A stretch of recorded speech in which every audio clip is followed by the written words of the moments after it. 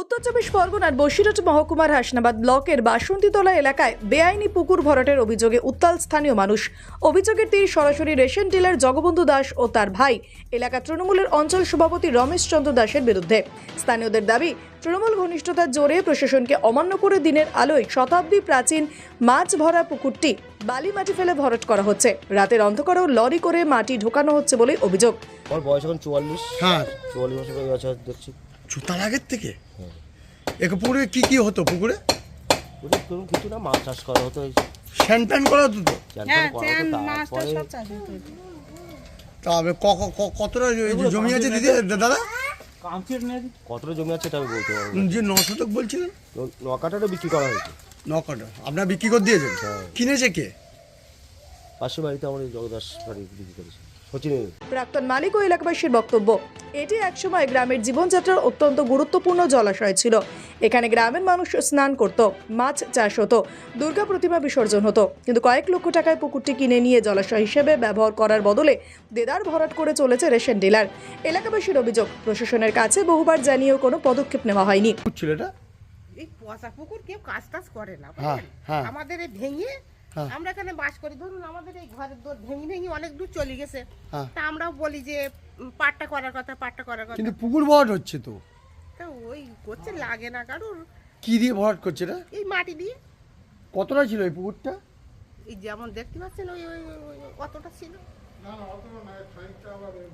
ও আচ্ছা আচ্ছা, কদিন ধরে অনেক বড় পুকুর তো এটা? না খুব বড় না, এই যা দেখতে পাচ্ছেন এই হ্যাঁ হ্যাঁ।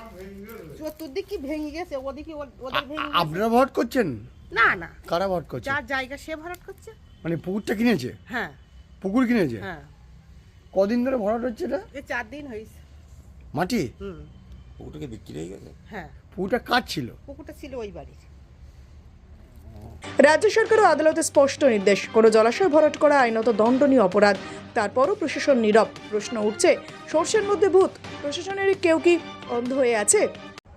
পুকুর কেনা হয়েছে কতদিন হয়েছে তা আমি ওটাও ঠিক বলতে পারবো কতটা জায়গা মোটামুটি? তা আমি ঠিক বলতে পারবো না, সে যে নিয়েছে সে বলতে পারবে। মানে আপনার স্বামী? হ্যাঁ, মানে কি মাটি ফেলছেন? না পুকুরটা নোংরা করে ফেলেছে চতুর্দিক দিয়ে। এবারে আমার পুকুরি নোংরা ফেলছে বলে বলছি, তারা গন্ডগোল করছে, বুঝলে? ওই তার জন্য মাটি ফেলছেন? হ্যাঁ, তার জন্য মাটি ফেলছি, মানে ভরাট করার ইচ্ছা ছিল না, আমার সন্দেহেরই ইচ্ছা ছিল। হাসনাবাদ তৃণমূল কংগ্রেসের পক্ষ থেকে এই বিষয়ে কোনো মন্তব্য করা হয়নি। শুধু বলা হয়েছে, আইন নিজের পথে চলবে। বিডিও, ব্লক ডেভেলপমেন্ট অফিসার ও এলআরওকে লিখিত অভিযোগ দেওয়া হয়েছে। চ্যান্ডান করতো আগে। তা আপনার পুকুরটা কতদিন দেখছেন মোটামুটি? আমরা তো যেখানতে হয়েছে সেখানতেই দেখতেছি, আর কি জানো। পুকুর মানে অনেক পুরনো পুকুর তাতে। এখন কি হচ্ছে, মাটি ফেলছে নাকি? ওই তো আপনারা দেখছেন বিক্রি করে যার জমি সে তো বাড়ি ফেলবে। মাটি ফেলবি, হ্যাঁ? সে কিনেছে যখন যে যখন কিনেছে তার জমিতে সে মাটি ফেলবি।